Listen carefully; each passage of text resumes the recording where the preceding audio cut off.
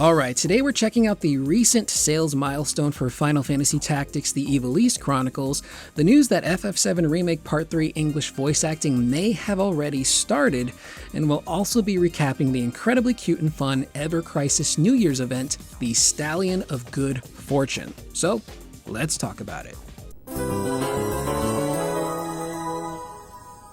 Alright, it is 2026, a brand new year, and we are back. It was nice to take a little bit of a break. Just a heads up, some of the videos you guys saw on the channel in December and some of the videos you'll see in the coming weeks were all pre-recorded. I filmed those ahead. News has been kind of slim, which, we've all been hit with in regards to Final Fantasy, but I also kind of wanted to take a step back, recharge the old batteries, and get away from the computer, because sitting at the computer for hours editing is not the most fun thing. Granted, I'm not doing rocket surgery or building homes, but it can kind of wear on you sometimes. But now we're back, and we're going to talk some news, starting off with that incredibly awesome sales milestone for Final Fantasy Tactics: The Ivalice Chronicles, which just sold over 1 million units in its first 3 months of release. Now, what's kind of funny and honestly kind of adorable is that the director of the original Final Fantasy Tactics, Yasumi Matsuno, predicted that the Ivalice Chronicles would probably sell anywhere from 800,000 units to 1 million units over the course of 3 years. And he based that on performance and sales history of the previous games, with the OG Tactics selling around 2.5 million lifetime units and War of the Lions doing around 1.1 million. So he figured remakes, remasters don't always outperform the original. A bulk of the sales are made over a long period of time. So for this game to come out and do 1 million in 3 months instead of 3 years is incredibly impressive, and the team's gotta be happy. And to celebrate, we have a few words from the director of the Ivalice Chronicles, Kazutoyo Maehiro, in a write-up that comes to us from Scott McCrae of Games Radar, where Maehiro goes on to say, "The entire development team is not only grateful to you, but in order to spread the joy, create a better experience, and encourage more people to play, we are looking at updating the game in the future." Which is dope. Now, we don't know what those updates could include. Maybe new characters, maybe new classes, maybe they update some of the story stuff. We don't know for sure, but clearly they're proud of the game and they're invested in having it reach more people. Now, I really hope that Square Enix looks at this moment and realizes, hey, this is a really big win, and doesn't just immediately go, oh, this underperformed our sales expectations, which they have been known to do. For a game that is nearly 30 years old to come out and be so well received critically but also financially, that's a really big win. And again, I really hope it makes Square Enix look at their back catalog, which might not be super huge, but there are certainly games there that could benefit from this type of Ivalice Chronicles TLC. Something like Vagrant Story could use a little bit of tender love and care, bring that game back for a new audience. Chrono Trigger, which should at least be made available for modern platforms for people to check out. I think that game would benefit the most from doing an enhanced version instead of a straight up remake or remaster. Include the original game, but also include an enhanced version that has cleaned up graphics, higher resolutions, some quality of life improvements, maybe you throw in some voice acting if you really want to, but you give people both versions of the game and you make it way more accessible to new audiences. And I think that would be the best path, because attempting to remake Chrono Trigger, which is like one of the greatest games ever made, seems like it'd be really, really difficult. Maybe as difficult as remaking a Final Fantasy VI or currently FF7. And with that game's art style from Akira Toriyama, I don't know how you translate that to modern day graphics unless you have someone like Arc System Works doing the visuals of that game. They're able to take the Dragon Ball characters and make these really beautifully crafted, well-animated games that pay tribute to and keep that style created by Akira Toriyama. So that's a pretty big feat. Another game I'd like to see come back, it wasn't super popular, but I very much enjoyed it, and that is Parasite Eve. Although, there is a bit of a spiritual successor to that game currently coming out, and I believe that game is called Parasite Mutant, which is essentially modern day Parasite Eve. A group of people got together, they loved Parasite Eve, and they essentially pulled a Thanos saying, okay, Square, you're not going to remake the game, we'll do it ourselves. And it looks really awesome. So again, this is super cool, and I hope that eventually, companies like Square Enix can get their act together and kind of head into Capcom territory where they have these really big tentpole games that can sustain the company. And if those are successful, they can do some smaller, weirder projects, which I think really benefits the industry. Now, moving on to this exciting news, potentially, that the English voice recording for Final Fantasy VII Remake Part 3 may have already begun. And we got our first potential look from none other than Cody Christian, who is the English voice of Cloud Strife. So I'm just scrolling on Instagram while I got the TV on and some music playing while I'm also playing a game and listening to a podcast because I am overstimulated these days. And I notice that he posts an Instagram story, a video of him in the VO booth. Now, at first I thought, okay, maybe he's making new music because he did put out an EP last year, which is really great, by the way. Highly recommend you check it out. Go to any streaming service, just type in Cody because that's what he's listed under and listen to his EP. There's some really great writing on that album. Super relatable stuff I've experienced. I think a lot of stuff we've all experienced with like depression, anxiety, imposter syndrome, deeper subjects. It's got some really great lyrics. And he did say a while back that he was going to begin working on a second EP, so I thought maybe it's new music. But then I looked in the back and I noticed, hang on a second, this studio looks kind of familiar. Not only was this, I believe, in the background of another post Cody made over the summer last year, which was before tactics became a thing, but I also remembered a post from none other than Britt Barron, who is the English voice for Tifa. And it's hard to forget this post because she was using a Snapchat filter and she made this post of a bunch of photos the day that Rebirth came out, and lo and behold, in the background, the same studio setup, which leads me to believe that maybe they did start voice recording for Remake Part 3, which means that in a few months, potentially in June, we could maybe start getting that Final Fantasy VII Remake Part 3 information trailers, because they'll, at least by then, have a nice library of voice work built up from the actors. And I'm just really excited to hear more from Cody in Part 3. He's been knocking it out of the park with his performance, hearing the different versions of Cloud he's going to probably go through in Part 3 until we finally get to the real, genuine Cloud, which I do think we've heard a little bit of in 7 Remake when Cloud is crashing into the church in the slums. He has that moment where he's speaking to himself within his own conscience, and the Cloud that is trying to get him to move his body and get up, I think, is the real Cloud. So you kind of hear a little bit of that Cloud come through in 7 Remake. But to hear the nerdier Let's Mosey Cloud, I think he's going to do phenomenal. He's done some really great work, and I hope that he considers, doing more voice acting in the future. So either way, this is super exciting, and it looks like they're going to start getting that ball rolling on the game, and hopefully in the next few months they'll be able to share some information with us. So I'm excited. And next we move on to our Ever Crisis New Year's event, the Stallion of Good Fortune. Alright, so our story begins with our party chasing after Sephiroth in what is described as a rather snowy environment, so my guess is somewhere near Icicle Inn, when suddenly Cloud, Yuffie, and Barrett are transported to Wutai. Turns out Wutai is currently in the middle of some New Year's festivities. Yuffie and the party are greeted by a fellow Wutaian who lets her know that the festival is currently holding a contest known as the Deliverance Ceremony. He urges Yuffie to join, saying that he thinks she can win this time. Now, this Deliverance Ceremony is a contest to see who can capture the best sacred steed, which in this connotation is a horse that will serve as an important part of the festival. But that's not all. To the winner also goes a reward described simply as a grand power. Now, the catch is that nobody knows what this grand power is. Only the winner will discover that. But in typical Yuffie fashion, she assumes that this grand power could only be one thing: materia.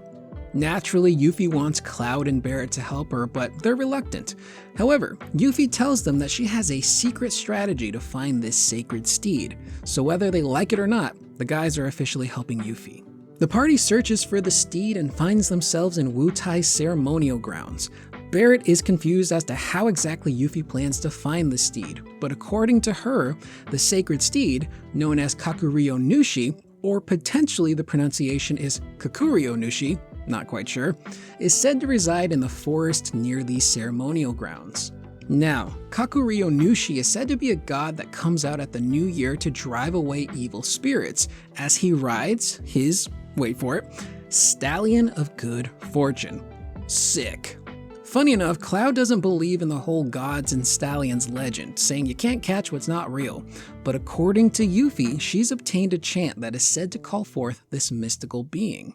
Without warning, Yuffie begins mumbling the chant, which causes the ground to shake and for Kakuryo Nushi to appear to do battle.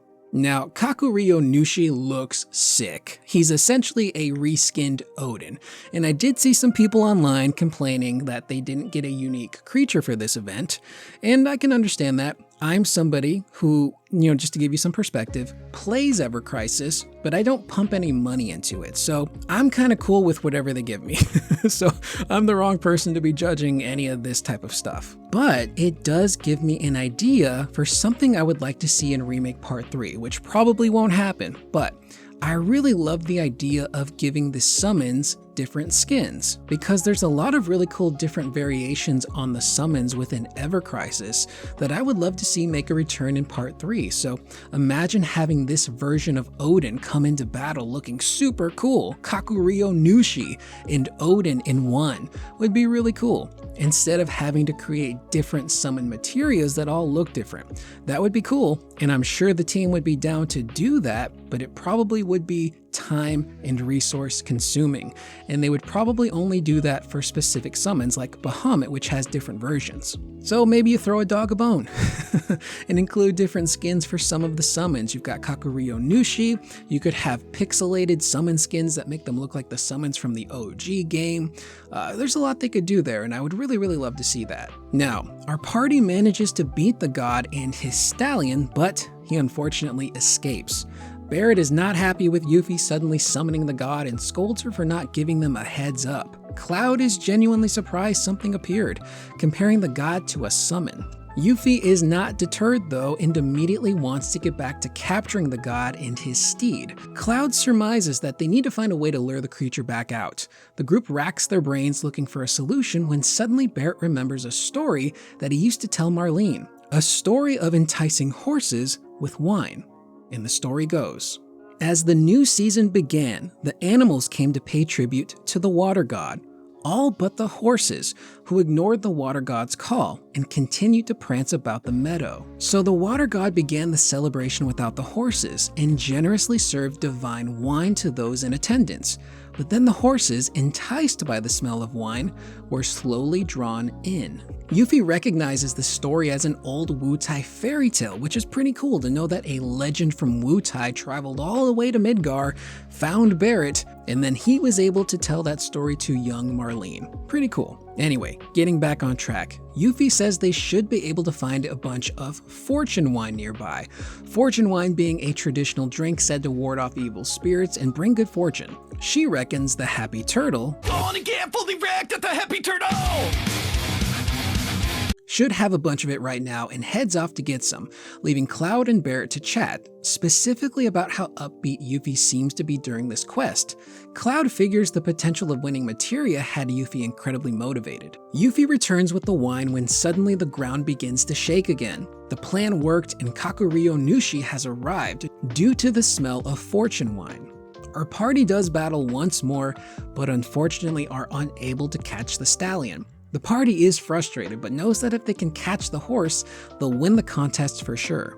Yuffie, however, is incredibly upset and vows to catch the horse no matter what, even going as far to suggest that Cloud and Barret chase the horse and lead it to her. Cloud and Barret don't know how that plan will work since the horse is incredibly fast. Plus, Cloud isn't cool with the idea of Yuffie fighting the stallion alone. Yuffie reassures him that since it was her idea and that she's a shinobi, she can do it. Yuffie's confidence strengthens the party and they now look for a new way to catch the horse, which triggers another memory for Barret from that story he would tell Marlene about the horses. And that story goes, another new season arrived with days of endless snow and biting cold. Many animals came to plead with the water god for help, but once again, the horses were not among them. The water god burned their own precious divine implements to provide comfort and warmth to the animals. The animals cheered, and when the horses heard them, they were again drawn in. Yuffie recognizes this act of burning as Wu-Tai's prayer burning. This act sees Wu-Taians burning implements used during the festival to pray for a bountiful harvest and good health. The group decides to prepare their own bonfire in hopes of luring out Kakuryou Nushi one final time. As the group waits around the bonfire, Cloud wonders why the horses would be drawn to the fire in the first place, to which Yuffie suggests that maybe the horses are drawn to all the people around the fire who are having a good time, making them want to join in. Barret is surprised by her sentiment and says she's changed a little. Yuffie downplays the praise and says that she's still the same superstar shinobi that she was born as. Cloud reckons that maybe they just know her better now. Barret agrees and reminds the party that they have been through a lot together. Yuffie begins to gloat at the praise, but it's cut short when Kakuryou Nushi appears. The group does battle with him once more and comes out victorious, catching the stallion. Yuffie is crowned the winner of the deliverance ceremony. Cloud and Barret are proud of her and give her the credit for catching the stallion. Now to the winner must go the spoils. The ceremony judge leans in and whispers to Yuffie what her prize will be. Yuffie is shocked and outraged by what she's told and proceeds to run off. The guys then run off after her. Yuffie is incredibly upset that she didn't win any materia and proceeds to throw a tantrum. Cloud and Barret catch up to her and ask her what's going on. Yuffie reveals that in order to receive her grand prize, she must enter training in Wu-Tai. Unfortunately, there's no materia to be had. Barret reminds her that nobody ever promised any materia and that she got that into her own head. Cloud, being straightforward, says just do the training and learn the grand power. However, Yuffie claims she has no time for training, to which Barret asks her, "Are you sure you aren't just slacking?" Yuffie changes the subject and tells the guys that she wants to bring happiness to everyone in Wu-Tai, but to do that she can't stay in Wu-Tai. She wants to stay with the party and go wherever they go. Cloud asks why she's so insistent, and Yuffie says that she can't stay in Wu-Tai and expect to change it. She needs to travel the world and find something that will help change her home for the better, whether it's from finding a new way to inspire her people or a type of materia that can bring happiness to her nation. Barret asks her what if something were to happen to Wu-Tai in her absence. It's here where Yuffie comes clean with her intentions with the deliverance ceremony, by saying that's why she called forth Kakuryou Nushi. He would be there to protect the people of Wu-Tai. Barret says if she was honest about that from the start, then he and Cloud would have had a different attitude about the whole contest, but he understands why she did it, saying we all want to protect the place we were born, and that he hopes to take Marlene back to Corel and visit a festival or two. Cloud reminds the party that before they can do any of that, they still have some scores to settle. The group then returns to their journey of tracking down Sephiroth, this time with a newfound resolve. And so, our New Year's story, The Stallion of Good Fortune, comes to an end. And that was fun. I really enjoy these little one-off events that they do in Ever Crisis. The New Year's ones in particular are really fun.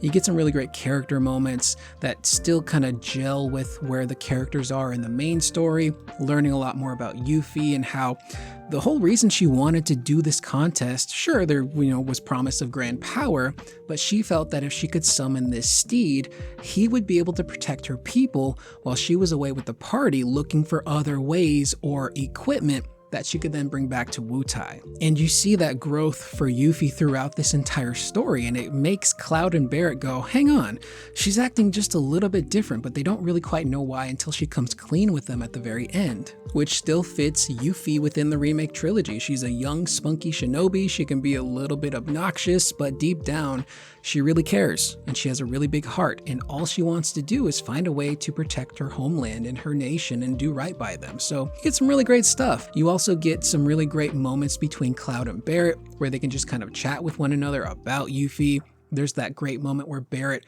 retells these fairy tales and Yuffie recognizes them. So to see that fairy tale from Wu-Tai make its way all the way to Midgar, Barret hears about it, he tells his daughter about it. I think that's really sweet. And again, just to see these characters kind of, leave the main story for a little bit and just kind of go off and have fun and go on a different adventure. I really, really enjoy when Ever Crisis does this. And I'll leave a playlist in the description down below for some of the Ever Crisis stories I've covered in the past. The Land of the Dead one with Odin in particular is really good. And although I don't see this happening, I think this would be kind of a cool idea for DLC for 7 Remake Part 3. If they still want to support that game in the future, they could do maybe one-off events that happen throughout the year where our characters can kind of just take a break from the main story and go off and do these fun little events where they go to a New Year's festival or they go to the land of the dead. You know, things aren't so dark and dour all the time. You can have a situation where Yuffie is choking on mochi to which Vincent then throws a bag of the mochi at her to get her to cough it up, saving her life. I really appreciate these fun little character moments, and it's something I would really love to see continue on after Ever Crisis, should that ever shut down one day. It'd be really cool to see that in the Remake trilogy, hear the voice actors just kind of get to have fun and cut loose and do something that's a little sillier and lighter, but still has those really great character moments. I really hope that they consider that one day. And as for the summons, again, seeing those summon skins show up would be really cool, but I've been playing a lot more Ever Crisis lately, and I'm starting to unlock more of the features, and I thought that the way that summons worked in Ever Crisis was super cool, and it's a mechanic that I think they could utilize in Remake Part 3. Because we've talked a lot here on the channel about the summons. I've seen some people say they're not really happy with how the summons work in the Remake trilogy. They would much rather just have the summons show up, do their move, and then they just kind of book it out of there. And I think you can kind of have the best of both worlds in Part 3. You can keep the summons the way they are, where we equip them to our character, we then summon them in combat, they fight alongside us, and then when they're ready to go, they do their big attack, and then they leave. Well, based on what I can gather in Ever Crisis, the way that summons work in this game is that they replace your limit break. So once you reach your limit, instead of activating your limit break, you would instead summon your summon. So imagine if that's what they did in Part 3. They still allow you to equip the summon and bring it out onto the field and do some cool stuff with it. But what if they also give players the option of, hey, I don't think I really want to use my limit break. I would rather put the summon in that spot instead. So you hit your limit, you activate it, the summon shows up, does its really big, grand animation and attack, and then it leaves. So I kind of think that might be the best of both worlds, and that's something I think they could utilize. Just kind of pleasing different parties who maybe aren't super satisfied with how the summons actually work in this trilogy so far. I think that'd be pretty cool. But either way, I would highly recommend you check out Ever Crisis. Maybe you're somebody who's not too crazy about the Remake trilogy. Maybe you wanted something that was a little bit closer to the original FF7. This is about as close as you're going to get to that. It's not a one-to-one in terms of combat and even some of the story, locations, and how you traverse and whatnot, but it's pretty close. And again, you get some really great character moments. So I would at least recommend you download the game and try out these events if you don't plan on doing any of the story stuff, because there are some really great character moments that I just can't quite convey in a recap. It's just one of those things you got to play through for yourself. They also include some really wonderful music in these events as well, which is just, it's so much fun, man. I really enjoy Ever Crisis when they do stuff like this. I'm not a fan of the gacha elements, and again, because I'm not somebody who puts money into the game, my perspective on Ever Crisis is going to be very different. I know there's a lot of people that do spend their hard-earned money on this game and aren't really happy with how the developers are running it, so I can completely understand that, but from my perspective, I quite enjoy it. And with that being said, we've reached the end of the video, and I wanted to save this little message specifically for the end because I know that 99.9% of people who watch this video won't care. But I managed to cross 5,000 subscribers here on the channel. And funny enough, I think I actually hit 5,000 on Christmas Day last year. So that was a really cool gift. So I just want to say thank you to everyone who's checked out the channel, whether you subscribed or maybe you clicked on one of my videos if it popped up in your algorithm and decided, you know, I'll watch this guy, but I don't really like him like that. So I'm not going to subscribe. I get it. I'm not everyone's cup of tea. I joke around a lot. I laugh too much, but that's just kind of like how I make my videos. I like to have fun. And I never thought I would hit 5,000. When I hit 1,000 subscribers, I'm like, this is dope. There's no way I'm hitting 1,500 or 2,000. And yet I managed to surpass them. And I wanted to wait a minute before I made a post celebrating and even put it into a video, because the last time I made a subscriber milestone, I posted about it, and then shortly after a bunch of people unsubscribed. Making me a complete liar and lowering my number to like under 3,000, I believe is what it was. So just thank you to everyone who's checked out the channel, subscribed, left a comment. thumbs up the video, hyped up the video. It's greatly appreciated. I know in terms of like Final Fantasy, I'm still one of the smaller content creators out there. I don't think I'll ever reach the heights and notoriety of people like the Night Sky Prince or Blitz or Sleep Easy or Subtext, who I would say is now up there in like that upper echelon of creators who are really the go-tos, like the first wave when it comes to Final Fantasy stuff, specifically FF7. But for me, if I'm lucky enough, some of that love trickles down to where I'm at. I like to joke around and say that I'm in the sewers hanging out with Abzu, just having fun. But, you know, it'd be cool to maybe like collaborate with people one day. Maybe that's something that could happen this year. You just kind of get out into the Final Fantasy community and collaborate with different people. Even though I am a smaller channel, probably won't happen, but it would be also kind of cool if I could get onto Square Enix's radar. Come on, Square. Invite me to one of your preview events. I would love to go. But either way, thank you to everyone who's been watching the channel over the years, whether you're new or you're old. It's all greatly appreciated. And the fact that I even just have the opportunity to talk about Final Fantasy or Resident Evil or Onimusha or Ghost of Yotei and Tsushima or fighting games, all that stuff, and people actually want to listen to it is kind of nuts. Now, granted, I'm not, you know, Delulu here. I know people show up for the content of what we're discussing, not for me, but it's still kind of cool. So thank you to everybody. It's much appreciated. And speaking of that, if you made it to the end of this video and you liked it, I would greatly appreciate the support if you could thumbs up the video, hype it up if you enjoyed it, and leave a comment letting me know about what we discussed in today's video, whether it's Final Fantasy Tactics' cool milestone with 1 million units, or the update from Cody Christian that it looks like they might have started recording, or even if you just enjoyed my retelling of the Stallion of Good Fortune. Let me know in the comments down below. I am Curious Corduroy. I will see you guys in the next video. Please remember to always be excellent to one another.